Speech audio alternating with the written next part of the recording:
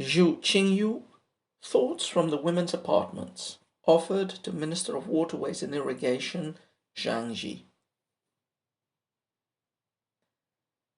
Red candles burned all night in the bridal chamber. At dawn, she must go to the front hall to greet her husband's parents. Her makeup finished, she whispers to her husband, "The way I've done my eyebrows, is it still in fashion?" So we continue with the second and last of Zhu Qingyu's poems in this anthology. And as we said yesterday, Zhu Qingyu is a late Tang, early late Tang, late middle Tang poet. The previous poem that we read included one of these palace scenes that are so typical in some of the late Tang poetry, but also in other periods of Chinese poetry, especially the Six Dynasties. These palace scenes of languishing ladies in retired apartments. This poem is a little bit different. So, first of all, let's start with the title.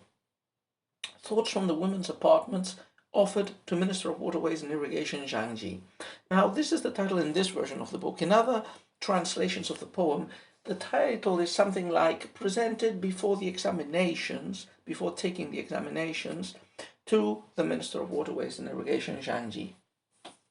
Now, we mentioned yesterday that Zhang, who is a poet that has already appeared in this anthology, was an important mid-Tang poet, and he managed to achieve the position of minister. And he acted as a patron and friend of sorts for Zhu Qingyu. Now, this poem was written before, presumably, Zhu Qingyu passed his Qingxi examination. In fact, he wrote it just before taking that examination, and it was typical to present poems to one's patrons. And Zhu Qingyu's patron, as we say here, is Zhang, as a form of captatio benevolentiae, and trying to perhaps stir the patron to greater help, or to getting him maybe to deposit a kind word with possible prospective judges at the examinations. And this is the case here. One interesting aspect of this poem is that it is focalized through a story that is a domestic story, apparently. That is, if you read this poem on its face value, we have a poem about a woman who has just married and is about to be presented to her parents-in-law. We'll comment about this in a minute, but this is a very important thing for a married woman. And she's asking her husband for advice.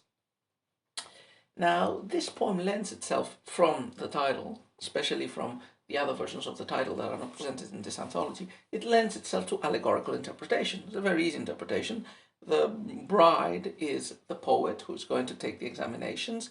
Her husband is her patron, and the parents-in-law are the examinators who are going to examine Zhang. Sorry, not Zhang, Zhu Qingyu, probably in the following day or days. Now, this allegorical presentation of topics through a woman's experience is very, very, very typical in classical Chinese poetry. If not earlier, it starts at the very least in the poems of the Zhu, an anthology from the late Warring States period and from the Han Dynasty, the Songs of the South of Qingyu and others, in which the shaman poet adopts the persona of a beautiful lady who wants to be with the emperor, and a virtuous lady that wants to enjoy the intimacy with the emperor, or most commonly in that anthology, actually the poetic persona is that of the goddess. But anyway, I'm digressing. What I mean to say is this tradition of writing poems of allegory, for example, love poetry, in which a woman is complaining about a lover's absence, which are meant to be read as allegories. There's the woman as the minister, and her husband or lover as the emperor. These allegories have a very long and strong tradition in classical Chinese poetry. So this is the case also here. We have a very good example of this, of a poem that seems to be talking about something else, but from the title and the context, we know it is talking about a completely different topic, that is about passing the examinations. So going on into the poem depicts a marital scene, which is probably quite realistic and quite contemporaneous. So I don't know the details of the marriage rituals, which were pretty complex, but part of them would have been spending a night together. That first night with red candles, probably the color red and the candles are associated with some symbolism. And after spending the night together, the next day the bride would have to present herself to her parents-in-law. Now, this is a very serious issue in China, in traditional China, because parents-in-law had almost absolute power over their children. This falls in with all the complex set of ideological Confucian beliefs, with the emphasis on filial piety, xiao, which was one of the foremost virtues expected of Chinese citizens, and it was even a model for social and political relations, as the emperor was seen as the father of the nation. So a bride, women also had a subordinate status in classical China, like in most other parts of the world, but a bride, once she joins a household, leaves her family and has to become, in a way, the slave of her parents-in-law, especially of her mother-in-law. And we shouldn't we shouldn't minimize the power that parents-in-law had over a married couple. In fact, there are evidences, there are stories and poems that are based on real facts, in which like a mother-in-law was not happy with her daughter-in-law, and she forced her son to get divorced, even if he was deeply in love with his wife and was not happy at all at having to divorce her. But such was the power of having to obey parents. So in this little scene where we have this newlywed bride fretting, applying her toilette and worrying and asking her husband if she's looking good enough for her parents-in-law, we have, what would have been replayed in many households as a real scene. And this desire to please the parents-in-law is not just a question of education, it's a question of very deep seriousness. Okay, so having explained that, I think we can go into the poem, as usual, couplet by couplet. We could say that the first couplet describes the scene, which is what usually happens in these poems. The first couplet sets the scene and gives us the information we need to know. The second couplet focuses in on a specific thing said and on a feeling felt by the woman who is the protagonist, you could say, of this scene. First couplet. Red candles burned all night in the bridal chamber. At dawn, she must go to the front hall to greet her husband's parents. So pretty straightforward. The night has passed is what the first line has told us. At the beginning of the first married night, we might imagine those candles might be placed in the bridal chamber, but now they are consumed. They've burnt all night. They're reduced to almost nothing. So we're at dawn. What time of day? Dawn, what place? We're in a bridal chamber in a house where a marriage has recently taken place. At dawn, she must go to the front hall to greet her husband's parents. So the traditional Chinese house is generally composed of a series of structures, of halls and surrounding buildings. And the halls are the most solemn places where family rituals and common activities take place. And things like this, like presenting yourself to your parents, they would have taken place, I imagine, in the innermost of the halls, and with a lot of ritual. So she, the Chinese wouldn't include pronouns, but it's clear that it's the woman that has to do this. She has to go to the front hall, greet her parents, her husband's parents, and treat them with honor, and then her appropriate behavior, wording and attitudes would be noted down. And in a ritualistic society like classical China, any small slips or incidents would have been read as massive negative prognostications about future behavior of the said woman. So very serious, very solemn occasion in which one has to, tread carefully. Yeah.